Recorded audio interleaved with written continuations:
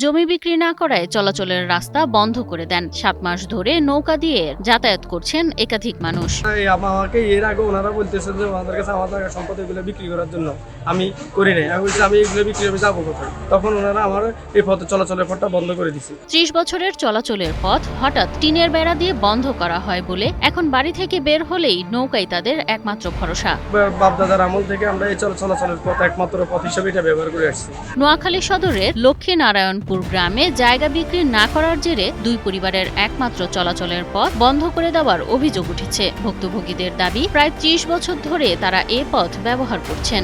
তারা পথে দিয়ে আমরা আমাদের চলাচলের পথ, এই রাস্তা দিয়ে আমাদের ছেলেমেয়েরা স্কুলে যা আমরা চলাচলের সবকিছু বন্ধ হয়ে গেছে। এখন তারা আমাদের এই জায়গাটা খুলে দিতেছে না, ডাক্তার দেখাইতে পারছে না, পুলিশ আসছে আর তারা বাধা দিচ্ছে, তারা মানতেছে না।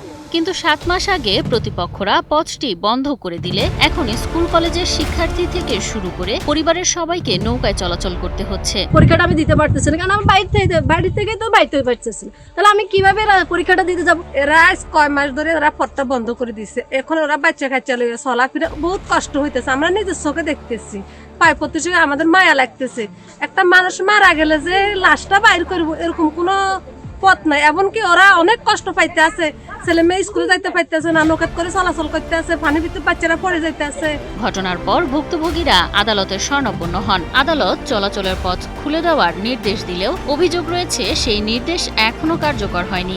আমি আদালতের কাগজে রাইটে পড়ে দেখছি, আদালত সুস্পষ্টভাবে বলে দিচ্ছে যে চলাচলের রাস্তার উপর যে বেড়াটা আছে খুলে যাওয়া হবে, কিন্তু বিবাদীগণ এটা আদালতের রাইটটাকে উনি মানতে চায় না, অবমাননা করছে। এটা ক্রাঞ্চি রোলের ভিতর চকলেট ক্রিমের filling, all time cream roll, মুখে দিতেই স্পেশাল ইনসাইড। পুলিশ ঘটনাস্থলে গিয়ে বেড়া সরানোর উদ্যোগ নিলেও প্রতিপক্ষের বাধার মুখে তা সম্ভব হয়নি বলে জানান সংশ্লিষ্টরা। এটা আরো আগে চলাচলের পথ ছিল, মাঝখান দিয়ে বন্ধ করে দিয়েছে এরা।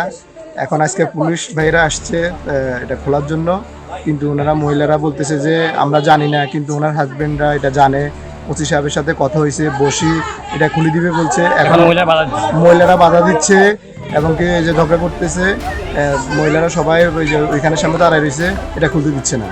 দুই পরিবারের একটাই দাবি, আদালতের নির্দেশ দ্রুত বাস্তবায়ন হোক আর দীর্ঘ 7 মাসের এ দুর্ভোগের অবসান ঘটুক। চলাচল তো কেউ বন্ধ করে রাখতে পারে না, কারণ এটা কোন ধরনের মানুষের বিবেক, কিভাবে মানুষের কি কথা নেই কি করে আল্লাহ পাকে ভালো জানে। প্রতিপক্ষ আদালতের আইন অমান্য করলে আইনগত ব্যবস্থা গ্রহণ করা হবে বলে জানান সুধারাম থানার ভারপ্রাপ্ত কর্মকর্তা নজরুল ইসলাম। তো জায়গাটা যদিও বিবাদী কমিশনের আদালতের আর নির্দেশনা ছিল যে পুলিশ গিয়ে অবসর আমাদের পুলিশ টিম সেখানে যায় এবং তাদেরকে অবসর করার নির্দেশ দিয়ে আসে আদালতের কাজ অনুযায়ী। তো আদালতে এরপরেও অদ্যবধি গত সকাল থেকে অদ্যবধি অপারেশন করা হয়নি এবং আমি জানি। তো এই ব্যাপারে আমরা আদালতে বিবাদীরা মহিলারা বাধা দিচ্ছে। বিবাদীরা বাধা দিচ্ছে বলতে বিবাদীদেরকে নির্দেশ দেওয়া হয়েছে, তারা অপসারণ করে নাই। এই ব্যাপারটির বিষয়ে বিস্তারিত আমরা অপসারণ না করে আপনার কি ব্যবস্থা নেবেন?